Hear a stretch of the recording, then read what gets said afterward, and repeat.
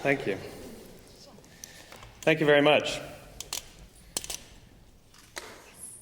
What I love about events like these, that it's not just people coming together to hear ideas, it's that we all came here for the same reason. Every single one of us came here because we share something. We have similar values and similar beliefs, and it's the reason we showed up.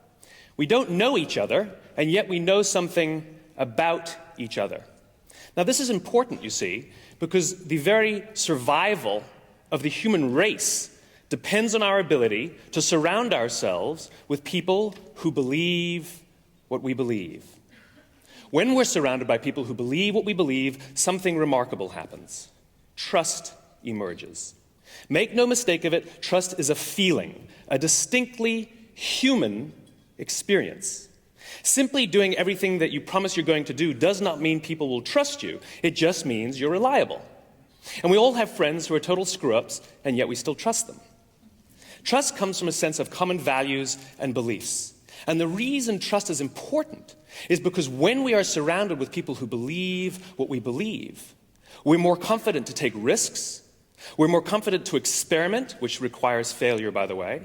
We're more confident to go off and explore, knowing that there is someone from within our community, someone who believes what we believe, someone we trust and who trusts us, will watch our back, help us when we fall over, and watch our stuff and look after our children while we're gone. Our very survival depends on our ability to surround ourselves with people who believe what we believe. I'll share an example with you that freaks me out every time I talk about it. What's our most valuable possession on the planet? Our children, right? Our most valuable possession on the planet are our children. So let's game out a scenario. Let's imagine we want to go on a date, so we require a babysitter. We have two options. Option number one, there's a 16-year-old from just down the street from within the community with barely, if any, babysitting experience. There's a 32-year-old who just moved into the neighborhood, we don't know from where, but she's got 10 years of babysitting experience. Who do we choose? The 16-year-old. Think about that for a second. We'd rather trust our children, our most valuable possession on the planet, with somebody from within our community with no experience, over somebody with vast amounts of experience, but we have no idea where they're from or what they believe. Then why do we do it differently at work? Why are we so preoccupied with someone's resume and where they've worked and what they've done for our competition, and yet we never think to consider what they believe, where they're from? How can we trust them? How can they trust us? The problem with most organizations, believe it or not, whether it's a community or a culture, what's a community, what's a culture? It's a group of people with a common set of values and beliefs, right? What's a nation? It's a group of people with a common set of values and beliefs. And the single biggest challenge that any culture or any organization will ever face is its own success. When an organization is founded, all organizations are founded on the same basic principles. There's some sort of measurement. It's often money, but it can be anything. And then there's time. And when an organization is founded, what they do and why they do it are inextricably linked. There's usually some founder or some small group of founders that are able to put their vision into words, and their passion inspires others to come and join them in pursuit of something greater than all of themselves. And they trust their guts and off they go, and it's an amazing experience. The problem is, as they grow, as what they do becomes more successful, they can no longer rely on themselves. They have to now hire somebody who hires somebody who hires somebody who hires somebody who hires somebody who has to make a decision. Based on what? And what they do starts to grow, that metric. The problem is, why they do it starts to go fuzzy. And this is the biggest single challenge any organization will face. It's this thing right here, the thing that I call the split. Symptoms of the split inside an organization are when stress goes up and passion goes down. Symptoms of a split are things like when the old-timers, the people who were there from the founding, from the beginning, start saying things like, it's not like it used to be. It doesn't feel the same anymore. They can't quite put it into words, but they know it's not the same. Even though the organization might be more successful than it ever was in the past, it's just not the same. Other symptoms are when the organization starts focusing more on what the competition is doing and worrying less about what they are doing. When they start asking outsiders, who should we be? How should we talk to you? At the beginning, they never asked anybody. They ran on their own passion and their own energy. This is what happened in such organizations like Apple. In 1985, Steve Jobs left Apple, and the company went like this, and Steve Jobs came back. And Howard Schultz left Starbucks, and Howard Schultz had to come back. And Michael Dell left Dell, and Dell had to come back. Now, whether they're clear on their own whys now or not is yet to be seen. But the point is that these founders, these visionary guys, physically embody the reason, the cause around which people showed up in the first place, and it reminds them why they come to work. Now, my fear is that one of my favorite organizations, an organization that I love, may be going through a split. United States of America, maybe you've heard of it. It's important to study America because, like a lot of things that happen in America, everything there is exaggerated. So we can learn a lot from them and hopefully learn things that we can apply to ourselves. Something started to happen in 1947 that embodies this idea here. My grandparents' generation was called the greatest generation. That's what we call them, the greatest generation. Because here was a generation that went off to war to fight this great evil, and everybody was united and unified in some sense of common cause and purpose and belief, and trust was at an all-time high. Even those who didn't go off to war, they were back and they were buying war bonds, and everybody was one. And there are stories of young men who would commit suicide. They'd shoot themselves when they didn't get called to action. We call them the greatest generation. What do I get? I'm Gen X. The unknown variable. They get the greatest generation, I get X. My parents are called the boomers. Why? Because their parents were doing it when they came back from war. They get the greatest generation. This sense of purpose, this sense of cause, this sense of why. But then they came back from war, and most of them had grown up during the Depression, and they wanted to now experience life a little bit. They wanted to buy some stuff and sort of, care about themselves a little more. They'd been giving so much their entire lives. And so the 1950s came. And the 1950s were defined by responsibility, going out there and giving the same kind of loyalty to your company as you gave to your country or to the cause. And we know what the 50s were like. Everybody gave and you devoted your life to the company. The problem is, as we started to become more affluent and the wealth of the country started to grow, that sense of purpose and that sense of cause and that sense of fulfillment and that sense of trust and that sense of happiness didn't grow with it.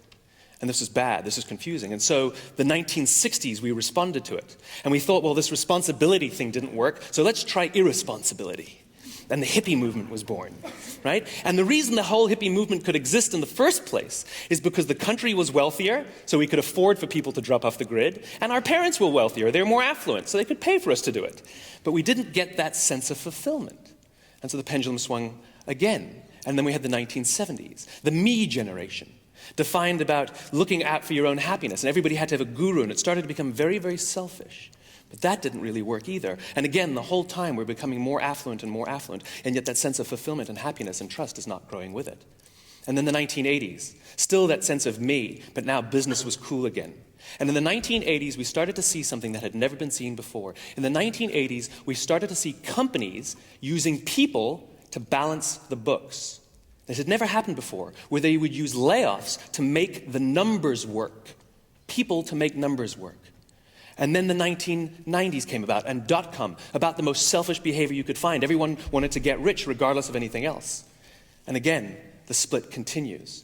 The only thing that happens, the only thing that really grows in organizations or societies that go through a split is that the distrust increases. We become distrustful of each other inside our own organizations. We become distrustful of management. We become distrustful of our politicians. And now we find ourselves here today, wondering what's going to do next. How are we going to find the sense of fulfillment? Technology is no help. Andy Grove, the founder of Intel, said that the only thing that the microprocessor ever did was make things go faster. And he's right. And it's making this go faster as well. Don't forget, technology is absolutely fantastic for the exchange of information and the exchange of ideas. Technology is absolutely wonderful for speeding transactions. It's wonderful for resourcing and finding people, but it is terrible for creating human connections. You cannot form trust through the internet. There's something called a mirror neuron, which they've recently discovered. That's one of the things that contributes to how people relate to each other and how we empathize. It's the feeling you get. It's the same part of the brain that lights up. They did these pictures where they did MRIs. They gave people a picture of someone smiling. And then in our own brains, when we see someone smiling, the same part of the brain lights up when we smile. It's what creates empathy. And it's necessary to create trust. Again, this very human bond. This is the reason why the video conference will never replace the business trip. You can't get a good gut feeling over a video conference. And I'm a big fan of the blogosphere. The bloggers think that the internet is the end-all, be-all of the world. Then explain to me why once a year, 20,000 bloggers descend on Las Vegas for a huge, big convention. Why didn't they just do it online? It's because nothing replaces human contact. It's the difference between leadership and authority. Leadership tells us why we're here in the first place. They remind us why we came here. Authority tells us what to do or tells us what goal to achieve. In the 1960s, Stanley Milgram did an experiment that we consider now quite unethical, but the results were remarkable. He invited two people to come to his laboratory. Someone who played the role of the teacher, a volunteer, and someone who played the role of the student, who was actually a scientist pretending to be a volunteer. They told the teacher to sit in front of a counter that had a button and a dial.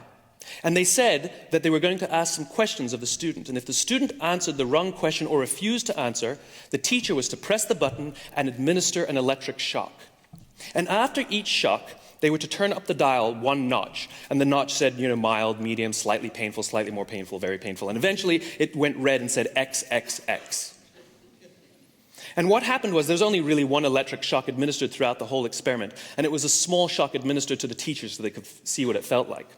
And so the experiment would progress, and the questions would be asked, and the teacher would press the button, and the scientist pretending to be the student would pretend to get an electric shock.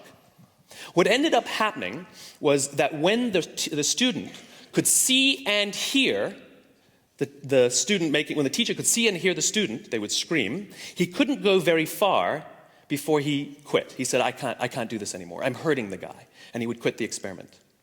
When he could see him but not hear him, he could go further but still not very far before he quit. And the authority figure would stand over him every time he would say, but I'm hurting the guy. The authority figure would say, it's imperative that the experiment goes on. And they would say over and over and over in their heads, the experiment must go on. They'd say it out loud, the experiment must go on. And it was like Nazi Germany when people said, I'm just following orders. I'm just following orders. They had this mantra to justify their behavior of hurting somebody. And then when they could hear them but not see them, they could go further still, but they still couldn't go all the way. But when they could neither see nor hear the impact of their decisions, 65% of the teachers were able to kill the guy. The reason the experiment is unethical is because 65% of these people that came to help, thinking that they were good people, went home at the end of the day with the knowledge that they could kill someone. Now, what's our mantra of this day and age, I wonder? Is it shareholder value, shareholder value, shareholder value?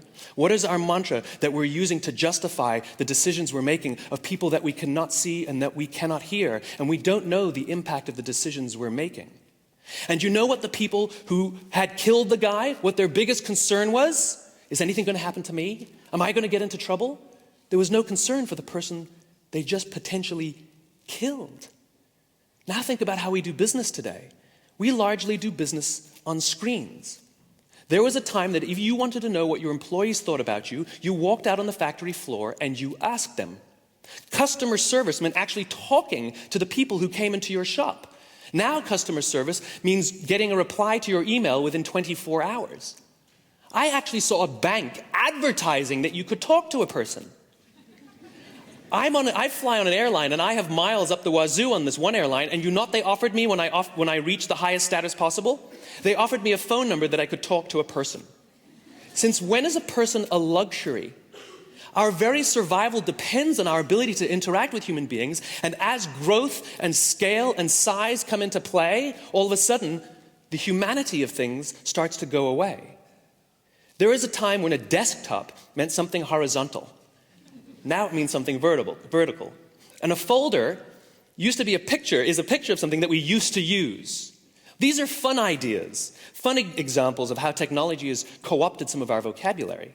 The problem is it's co-opted some other ideas too. A friend is not somebody you check their status. Your network is not on LinkedIn. A conversation doesn't happen on a blog, and you can't have a discussion on Twitter. These are human experiences, and we need them. We need to learn about each other's values and beliefs, and we can't simply do it through the internet. These mirror neurons don't light up when we're sending texts or receiving IM messengers. What I imagine is a day in which we start to have more human interaction, something that requires this thing, a handshake. A handshake. Imagine that you want to do business with somebody, and they're standing there with you, and they agree to all the terms that you offer. 100% they agree. And you say, great, let's shake on it. And they say, no, I agree to all the terms you laid out. We can just do business. And you go, good, if we agree, then let's shake on it.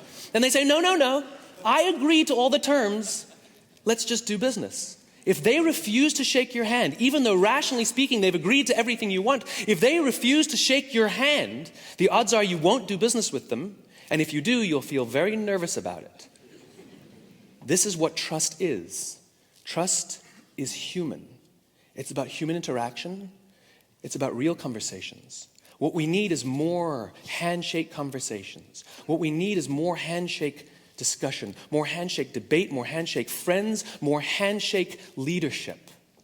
If we don't, then we continue to go through this, and we will not find our own sense of fulfillment and happiness and inspiration. It requires being amongst people who believe what we believe. Thank you very much. Thank you very much. Thank you.